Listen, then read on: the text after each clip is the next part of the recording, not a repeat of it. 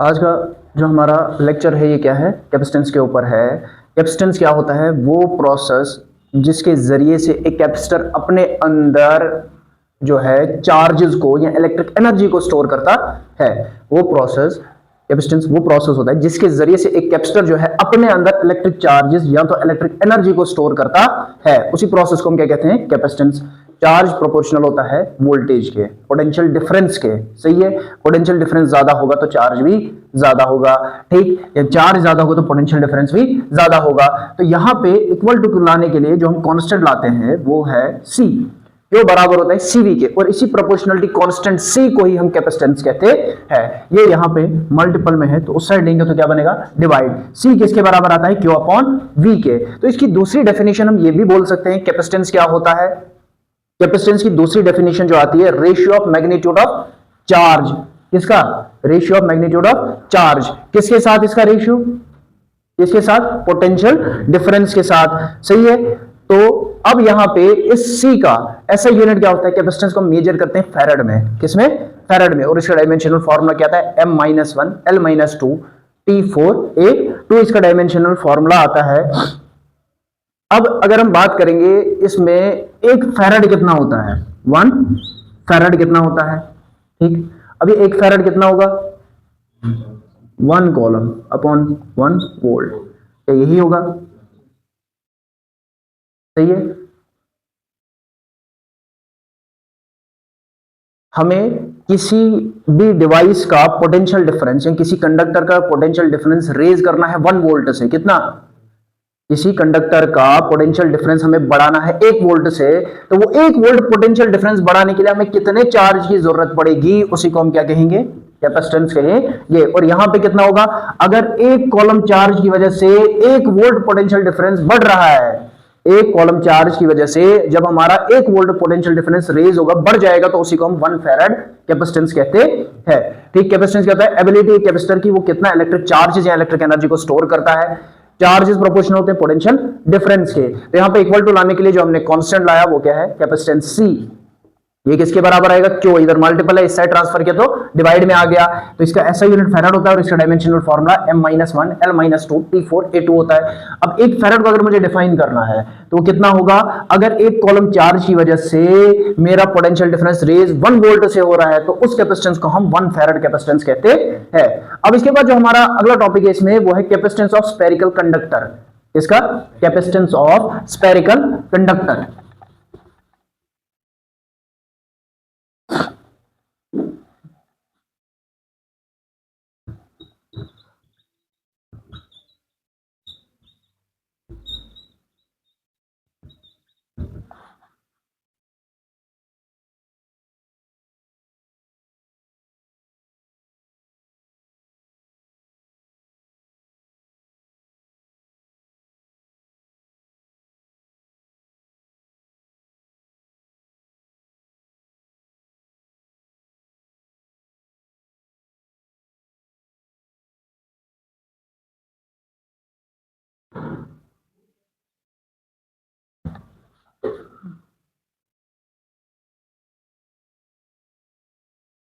ठीक है, हमने कोई स्फीयर लिया, इसके ऊपर हमने पॉजिटिव चार्ज क्यू को लिया, और ये पॉजिटिव चार्ज जो है इस स्फीयर की सरफेस के ऊपर यूनिफॉर्मली डिस्ट्रीब्यूटेड है। दैट मींस ये सरफेस क्या होगी?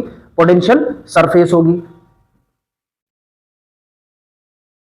ठीक है, तो ये पॉजिटिव चार्ज जो है स्फीयर की सरफेस के ऊपर यूनिफॉर्मली डिस्ट्रीब्यूट हो गया। दैट मींस ये जो स्फीयर है या इसकी जो सरफेस है इक्वी पोटेंशियल सरफेस होगी, जिसके अंदर पोटेंशियल हर जगह क्या होगा? सेम होगा। ठीक है, पॉजिटिव चार्ज को हमने जो ही लाया तो ये स्फीयर के ऊपर यूनिफॉर्मली डिस्ट्रीब्यूट हो गया, हर जगह चार्ज कितना होगा? सेम ही होगा, और पोटेंशियल उसकी वजह से क्या होगा? पोटेंशियल हर जगह सेम है, तो ये इक्वी पोटेंशियल सरफेस है। कौन सी है? इक्वी पोटेंशियल सरफेस है। अब इक्वी पोटेंशियल सरफेस जब होगा तो इसका पोटेंशियल हर जगह सेम होगा। तो मुझे आप बताओ इस पोटेंशियल को हम रिप्रेजेंट किससे करते हैं? 1/4 pi epsilon naught q upon r के बराबर लेते हैं। क्या सही है? आर क्या है? Radius of sphere. तो मुझे बताओ क्या v को हम यही लेते हैं? पीछे हमने पोटेंशियल के बारे में पढ़ा था 1/4 pi epsilon naught q upon r. इसको मैं फर्स्ट इक्वेशन कंसीडर कर रहा हूं। क्या ले रहा हूं, फर्स्ट इक्वेशन। बट आप मुझे बताओ कैपेसिटेंस को जो हमने पीछे पढ़ा, सी का फॉर्मूला किसके बराबर होता है, क्यू अपॉन वी के। इसको मैं सेकंड लेता हूं, ठीक है। पहली वाली इक्वेशन को पुट 1 इन 2, फर्स्ट इक्वेशन को सेकंड इक्वेशन के अंदर जब हम पुट करेंगे, v की वैल्यू को सेकंड इक्वेशन के अंदर जब हम पुट करेंगे तो ये किसके बराबर आएगी, c आएगा हमारा बराबर q अपॉन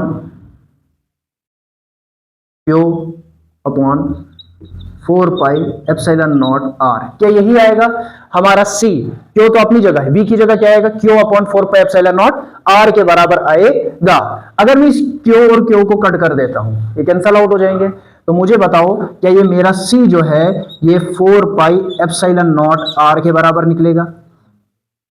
कैपेसिटेंस का फॉर्मूला स्फीयर की शक्ल में क्या यही होगा, 4 पाई एप्सिलॉन नॉट r के बराबर ये होगा। इसको थर्ड इक्वेशन आप कंसीडर कर लो, सही है।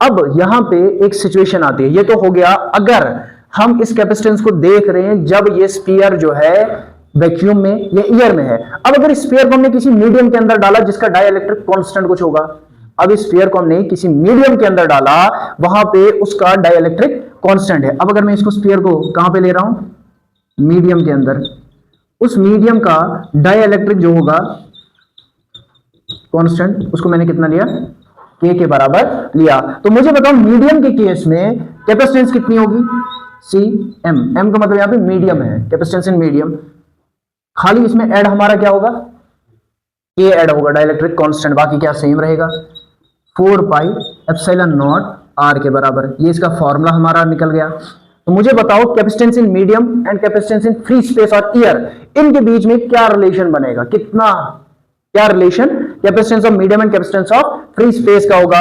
तो क्या कैपेसिटेंस ऑफ मीडियम जो है वो बराबर है k times capacitance of free space के, सही है। क्यों, 4 पाई एप्सिलॉन नॉट r जो है कैपेसिटेंस ऑफ फ्री स्पेस के है, सही है। c किसके बराबर, 4 पाई एप्सिलॉन नॉट r के, और साथ में इसमें ऐड क्या हो रहा है, k, तो कैपेसिटेंस ऑफ मीडियम बराबर होगी k times capacitance of free space के। तो यहां पे ये हमारा खत्म हो गया। इसके बाद इसमें हमने एक चीज निकालनी होती है, कैपेसिटी ऑफ अर्थ, यानी अर्थ जो है वो भी स्फीयर की शक्ल में है, उसकी कैपेसिटी कितनी होती है वो हमने निकालना होता, ठीक है। अगर हम कैपेसिटी ऑफ अर्थ को निकालेंगे,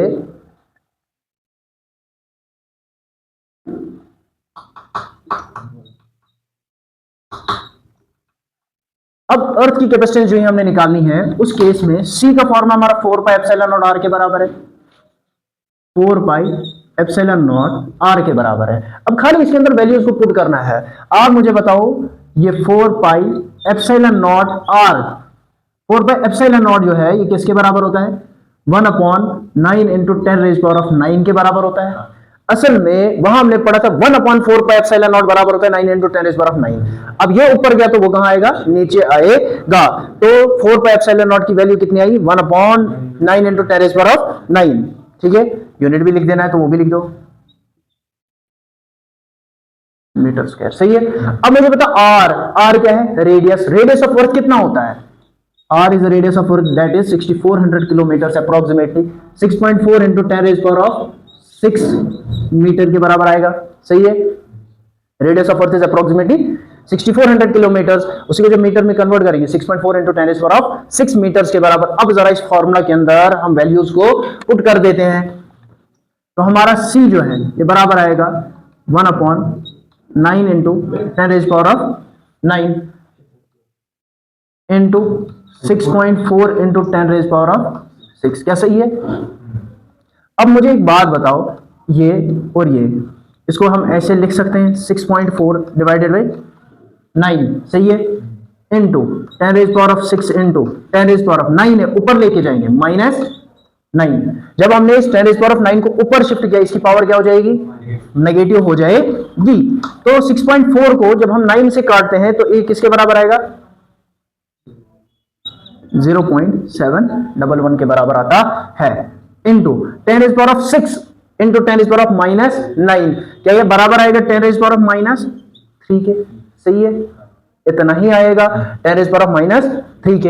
एक इसका आंसर तो ऐसे भी हम दे सकते हैं, दूसरा क्या इसको मैं कन्वर्ट करके c को लिख सकता हूं 711 into 10 raise power of minus 6, है ना। -6, इसको मैंने 1000 से मल्टीप्लाई, ये कितना बनेगा 711 के बराबर। 0.711 इंटू 1000 कितना बनेगा 711, वो 10⁻³ गया इस साइड, ठीक है, 10⁻⁻6 सही है। 3 ऑलरेडी था, 3 और आ गया तो 10⁻⁻6 के बराबर बन जाएगा। तो क्या मुझे आप बताओ ये कैपेसिटेंस को मैं लिख सकता हूं 711 माइक्रोफैरड, ये तो फैरड में है, ये भी फैरड में है, लेकिन क्या मैं इसको माइक्रोफैरड लिख सकता हूं? क्यों? 10⁻⁻6 किसके बराबर होती है? माइक्रो के बराबर, ठीक है। कन्वर्जन अपने क्लास 11th के अंदर पढ़ा होगा, 10⁻⁻6 माइक्रो के बराबर होता है। 10⁻⁻6 किसके बराबर है? माइक्रो के बराबर। तो C कितना आएगा 711 इंटू 10⁻⁻6 की जगह माइक्रो और साथ में फैरड। तो ये कैपेसिटी होती है हमारी अर्थ की। इसके बाद जो हमारा नेक्स्ट टॉपिक है वो है पैरेलल प्लेट कैपेसिटर्स, ठीक। In capacitance of parallel plate capacitors और कैपेसिटर्स का सीरीज कनेक्शन और पैरेलल कनेक्शन, इसको नेक्स्ट टॉपिक में, नेक्स्ट लेक्चर में हम कवर करेंगे। Thank you.